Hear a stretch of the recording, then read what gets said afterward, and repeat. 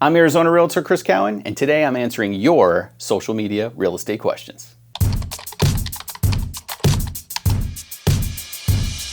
Successful Pumpkin asks, I've been thinking about buying a home, but have heard some people are waiting until after the November election.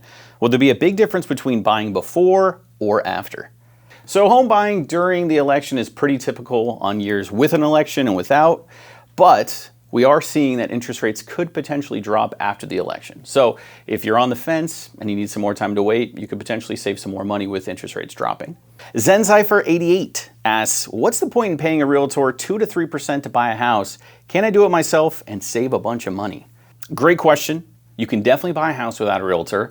However, there are a few things that I would recommend to look into because you may save yourself a couple bucks up front, but things could get a little hairy there. So the home buying process requires a lot of paperwork through inspections and disclosures, and a lot of that stuff is very important that you don't want to mess up where you get yourself in trouble without even knowing it. And a big factor with these deals is negotiating. So a lot of the times when people are selling their own home, negotiating on the other side is really crucial, and sometimes you're too connected to your house and you don't want to make a bad deal, and you get your emotions involved, whereas you have two separate parties, no emotions, and they're trying to make sure that their client gets the best possible deal. Also with realtors, you have a lot of connections where a coming soon listing might be about to hit the market, you have a buyer that wants to go see it, and you avoid all the competition that comes in there. So those connections and those relationships are really crucial every time you go into any transaction. Also, in many cases, the seller pays the commission for the buyer's agent. So a lot of the times you as a buyer aren't taking any extra money out of pocket. And now with the buyer broker agreement in place, all those commissions are set out with their selling agent. So you may not even be saving yourself that 2 to 3% since it's already been laid out. And finding the right home takes a lot of time, scheduling all those showings, probably creating a lot of stress. So handing that off to someone that does it on the daily might help you out in the long run. Diamond Desserts asks, at closing, the seller's agent mentioned we weren't the highest offer. Why would the sellers not always take the highest offer? So highest offer is not always the best offer. So the big thing when you're getting a lot of offers in is the terms. So that could either mean you can let the buyer stay in the house a little bit longer.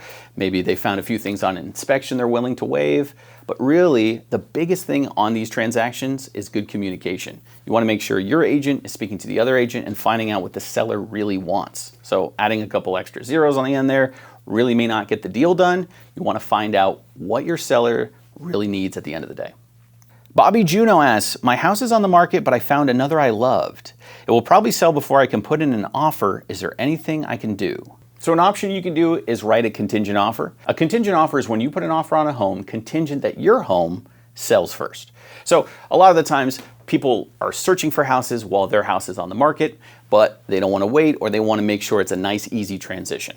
Also, the pros of having a contingent offer is you don't have to move twice. You can wait until that house is ready and yours sells to just do a seamless move in.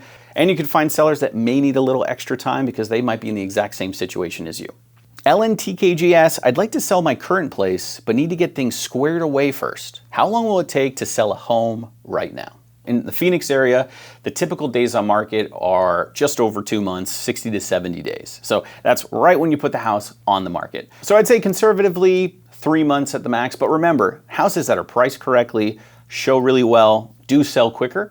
And if you get a cash offer, those can close in 2 days to 2 weeks. Listerine ME3S, when is the best time of year to sell a home?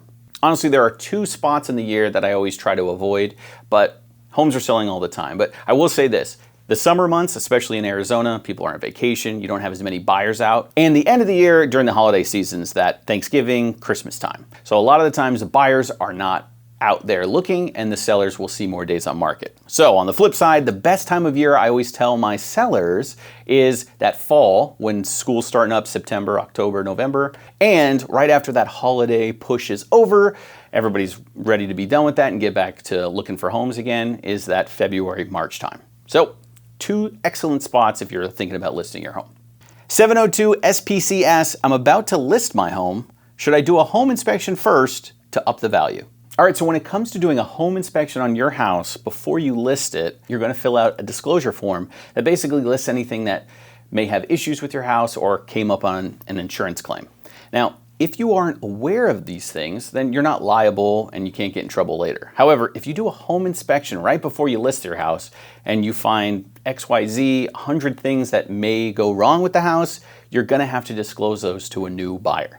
So even if you think your house is picture perfect, you might find yourself in some hot water and things that you had no idea was wrong with your house, and you have to disclose those things. So you have to be careful when doing a home inspection before you list. So if you're feeling confident on getting a home inspection, that's always a risk you can take. However, more often than not, the buyers are going to do a home inspection, and then you both can see any of the issues that come up, and that's when the negotiation starts. So those are all the questions for today. Thank you so much for watching, and I'll see you on the next one.